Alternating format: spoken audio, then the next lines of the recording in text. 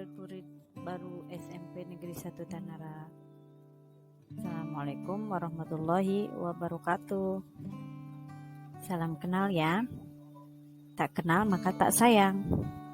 Karena itu, perkenalkan, nama Ibu Istiadah. Ibu di SMP Negeri 1 Tanara adalah Wakasek Kurikulum. Di hari ini Ibu akan memberikan materi MPLS, masa pengenalan lingkungan sekolah, terutama mengenai kurikulum K13. Siap ya? Semoga semuanya dalam keadaan sehat sehingga bisa menyimak semua materi yang akan Ibu jelaskan. Kita lanjut. Apa itu kurikulum? Kurikulum merupakan suatu alat yang digunakan untuk pendidik agar dapat berjalan dengan dinamis dan terstruktur.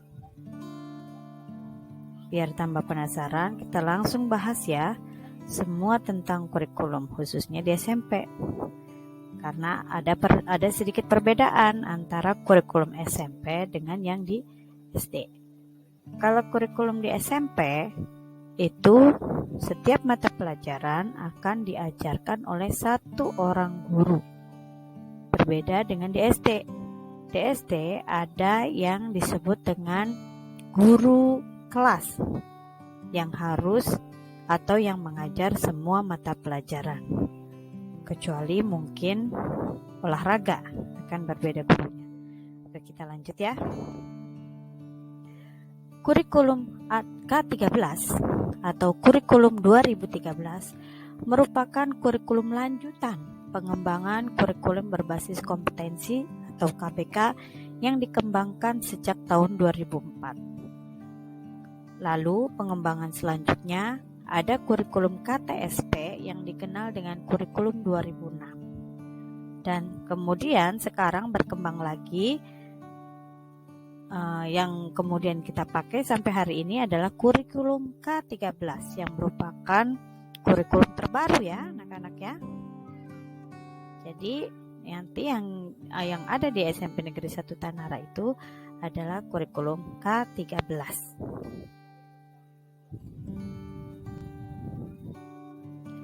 Cakupan materi kurikulum K13 antara lain ada sikap, pengetahuan, keterampilan.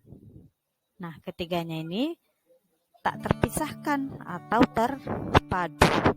Jadi nanti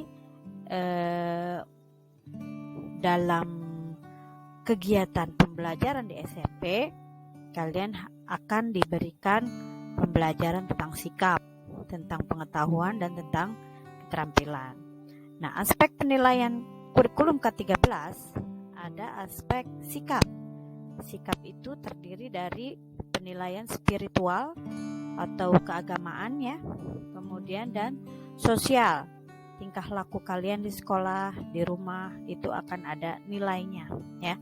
Kemudian pengetahuan yaitu kemampuan kalian dalam menangkap pembelajaran yang diberikan oleh Bapak Ibu guru. Kemudian keterampilan. Jadi dari pengetahuan nanti akan ada keterampilannya. Misalnya IPA ada nilai keterampilannya berupa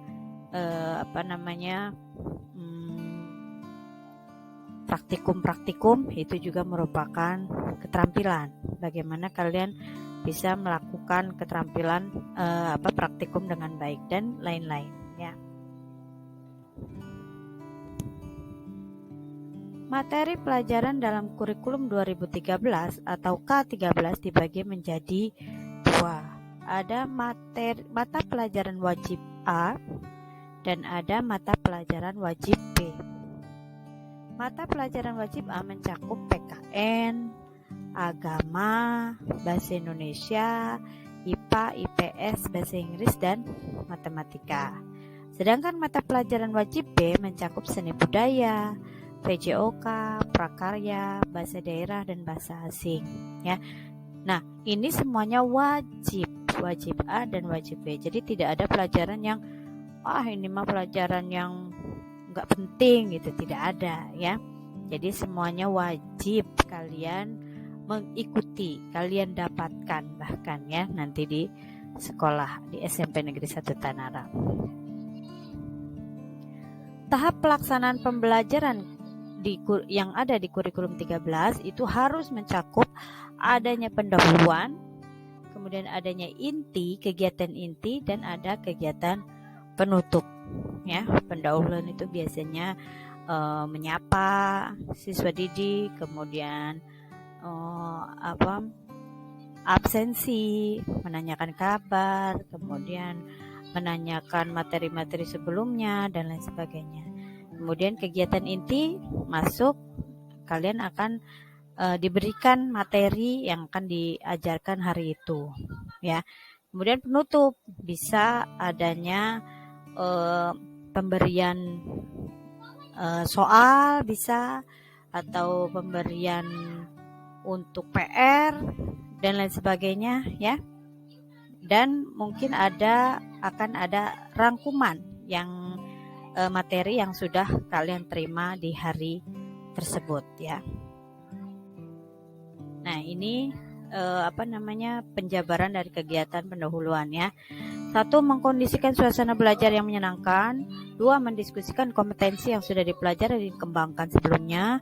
3. Menyampaikan kompetensi yang akan dicapai dan manfaatnya apa. Kemudian yang keempat, menyampaikan garis besar cakupan materi dan kegiatan yang akan dilakukan. Yang kelima, menyampaikan lingkup dan teknik penilaian yang akan digunakan apa ya. Yang ini seorang guru harusnya pada kegiatan pendahuluan ini harus menyampaikan kelima ini ya. Tapi kalau salah satu atau beberapa tidak masalah ya. Sedangkan kegiatan inti guru ya, melakukan penilaian, merencanakan kegiatan tindak lanjut dalam bentuk pembelajaran remedi, program pengayaan, layanan konseling, dan atau memberikan tugas individu maupun kelompok sesuai dengan hasil belajar peserta didik, dan menyampaikan rencana pembelajaran pada pertemuan berikutnya ya.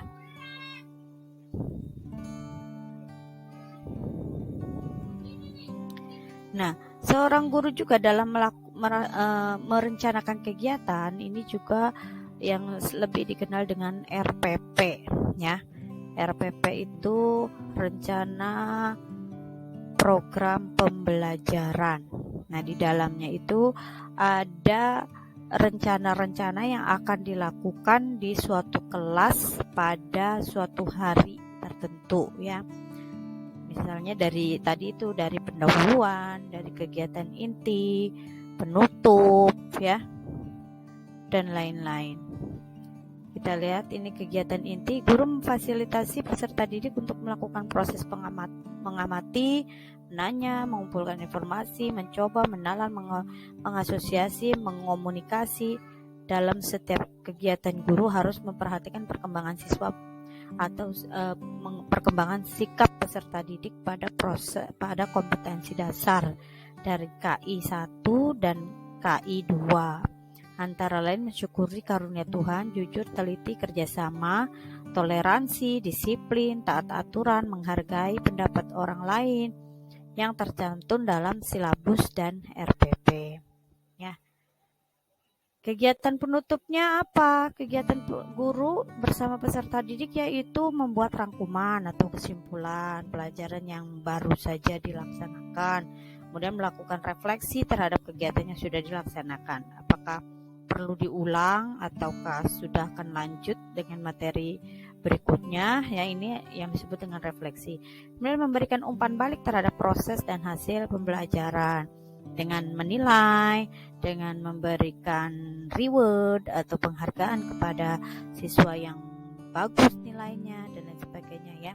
Nah, ini adalah kegiatan-kegiatan yang harus ada di RPP, rencana program pembelajaran tadi ya. Kemudian apa sih silabus itu? Silabus itu adalah ringkasan-ringkasan materi yang akan diberikan kepada siswa selama 1 tahun dalam kelas tersebut ya. Oke. Demikian pengenalan tentang kurikulum 2013. Semoga bermanfaat. Tetap semangat walaupun belajar dari rumah ya.